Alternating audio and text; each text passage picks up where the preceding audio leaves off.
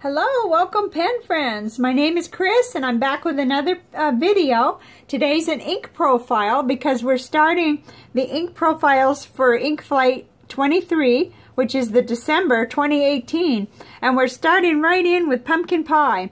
And I just want to say thank you for everybody, for the feedback that you wanted to see these ink profiles, even though we're not sure whether this ink will be available, whether we'll get the formulas or not. But I've got some things to say about that, so let's get right started. We're going to do the bath test first on this ink to see how it comes out.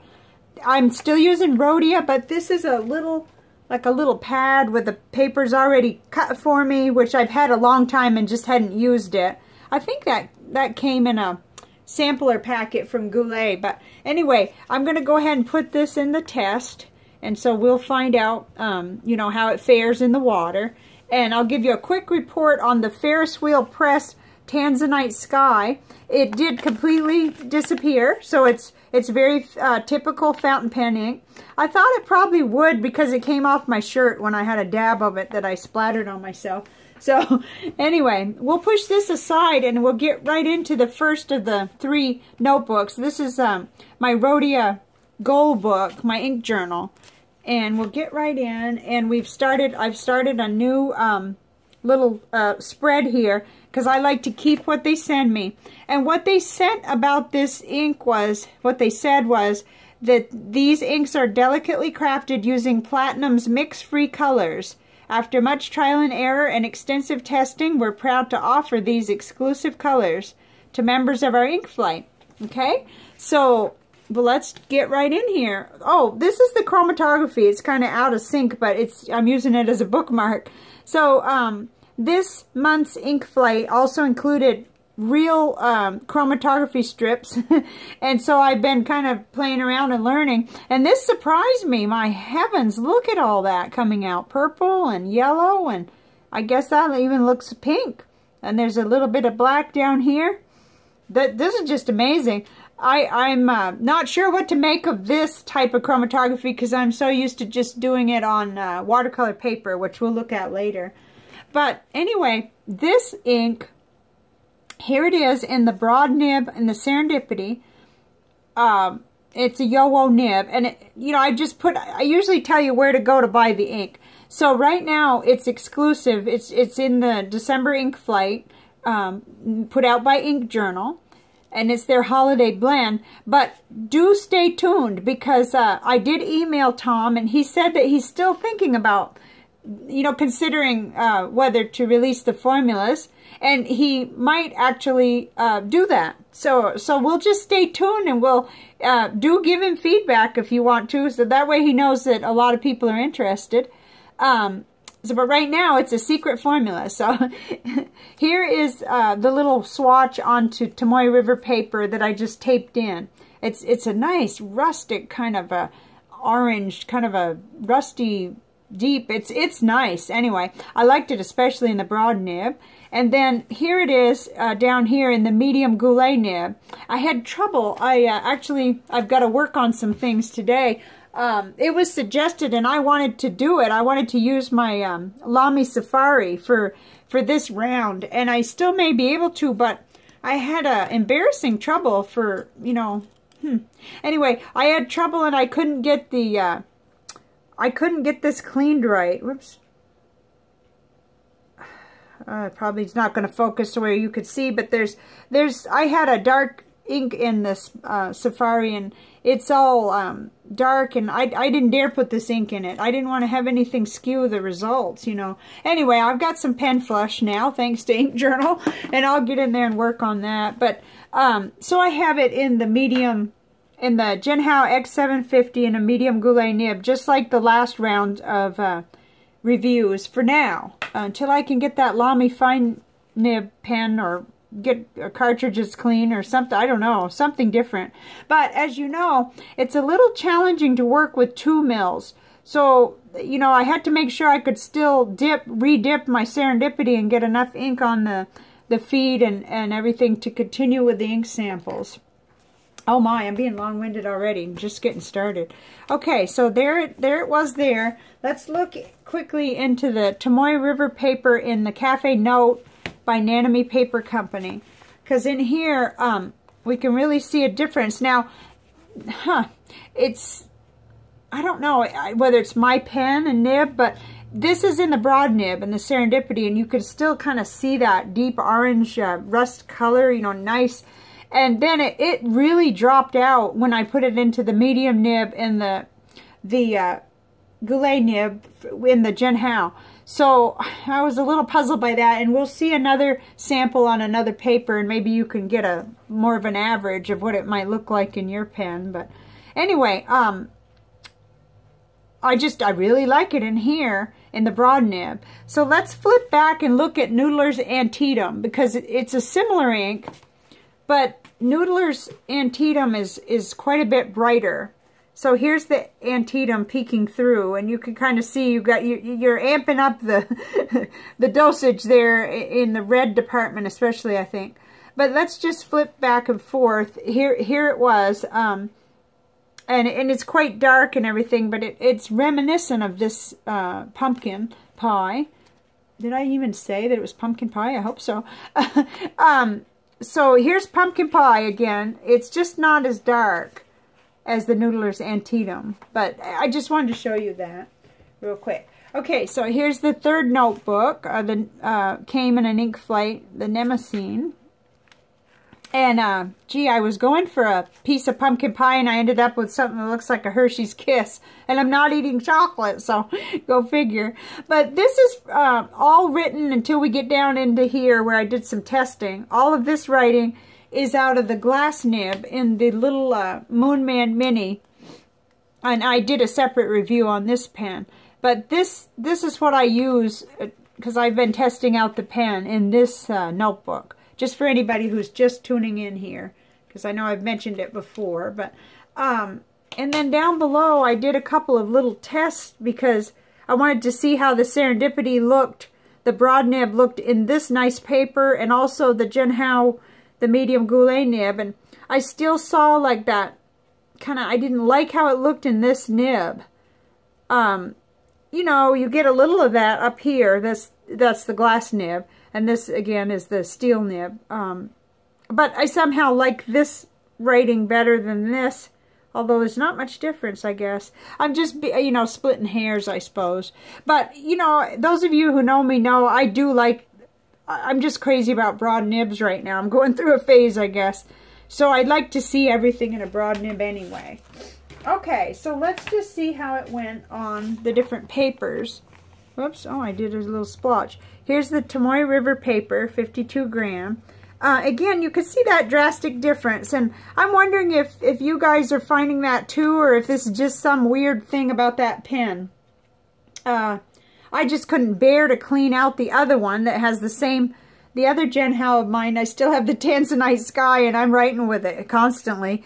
So I just didn't, and I knew that was heavily saturated, and if I did clean it, it was going to be a big project, you know. I needed to have it superiorly clean, and I wanted to, you know, get going with this ink.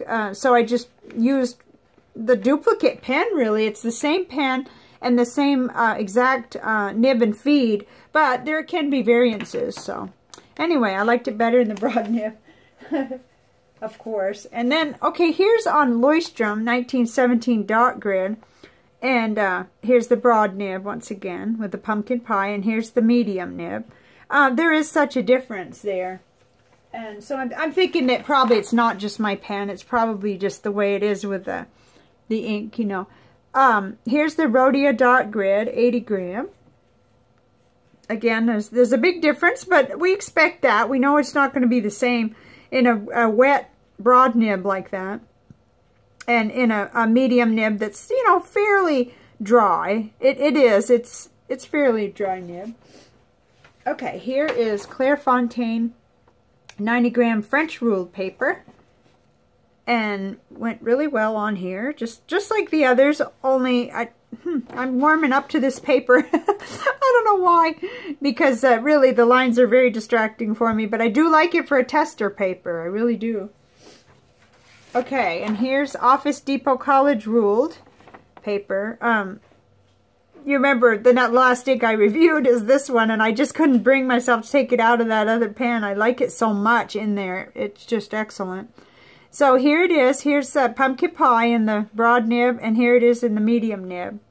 So, you know, nothing wrong with it at all. It just is a drastic, you don't see as much of the beautiful color in the medium nib. Okay, speaking of color, let's get on to the panel. We got, oh, no, bad. Let me pause. I gotta clean up. Okay, I'm back. All right, so that could have been a lot worse. The only real casualty was my little blotter paper thing, and maybe it'll dry. Maybe it's done for. I don't know. Thank goodness, no journals or even the writing sample papers were spared, because that cardboard kind of just collected all the water, and mercy. I got the pumpkin pie sample out of the water kind of early, but it's pretty much gone.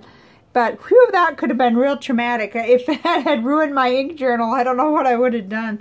So anyway, that's kind of a lesson. I never used to put quite so much water in the little water thing. There's no need for it, just as long as it covers our sample. So let's continue, because actually I got the wrong panel down, but so we're doing pumpkin pie. And here's the actual color comparison panel that I did for this. Came up with a few. I didn't have too many that were very similar. Here it is. Here's the Ink Journal Holiday Blend Pumpkin Pie. Here's Noodler's Antietam, which I thought was, it just reminded me of that right away by memory even. And I also thought must be the Noodler's Beaver was fairly close, and it seems to be. Then it turned out that Robert Oster, this, I can't pronounce that name, but I always call it Astoria Rot, but I'm sure that's not how it's said. It's more reddish, so it's different. And then I was surprised how much J. Arbonne Terre de Feu kind of does look like it, but it's not the same at all, of course. And then Monteverde Canyon Rust, one of my very favorite browns, doesn't quite look as brown on this panel because it's, you know, it's kind of near all these brighter inks, I guess. More of that pinkish red comes out. And then, I mean, these two are kind of wild, but I had to put something here. I actually left room for the recipe, you know, for the actual formula, hint, hint, if you're watching. I left a little spot in the middle there. But this is the SBRE Brown by Ackerman, and of course it's got orange in it and everything, so that's interesting. Let's see how we came out there, or if I could remember. Oh, I wonder if that's still drying from last night. Anyway, maybe this was part of the, maybe this was another casualty. I hope not. Anyway, this was the chromatography strip. Yeah, I think that did get re-wet a little. It must have been in the line of fire. I know I took my ink journal and made sure that it was okay. So, okay, so these are some inks that kind of look like this. Pumpkin pie. And then we'll be hopeful and hope for the formula. And it'll be fun. So, let's see. Let me show you. This is one of the little, you know, Nick Stewart ink technique that I was playing with last night. But I have trees floating around in the sky. You know, it doesn't matter. I'm not really doing it for the art so much as I am to see what happens when you put water down and then you add some ink to it. And it really is pretty. This, if you put little drops, any of you who've tried this, this was an extremely movable ink. In other words, sometimes when you come back in as it's drying but not quite dry and you dot, you don't get much movement. But with this, it really flared out and created all kinds of little things with very, very little touching of the medium nib to the paper. So here's one, and then I did another one in the actual visual journal that I'm creating in a new notebook here. This is 140-pound watercolor paper. It's not really what's recommended. You should have the 200-pound. But I think it's a little pricey, and I got to use what I have for now. But here it is. I thought that was really pretty with all that peach color coming out. I think you could see. And it goes all the way to real dark, but it's quite interesting. But I still couldn't quite, I thought, wow, it's just a lot different on the chromatography strip, but that's something that's brand new to me. So I probably have ruined that one now because it got wet.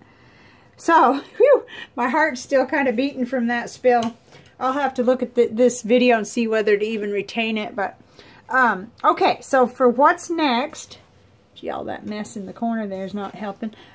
What's next is a green ink called Douglas Fir. Again, it's going to be an ink journal, a holiday blend special exclusive ink. And I've got 2 mils, so we're going to do a little profile on that one next. So, thank you for being here.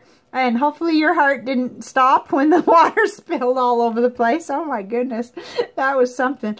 And I'll see you next time. I tell you, I've been having little drops of ink fly at me, and now I've had the water spill. Oh my goodness. I'll have to be careful. See you next time. Bye for now.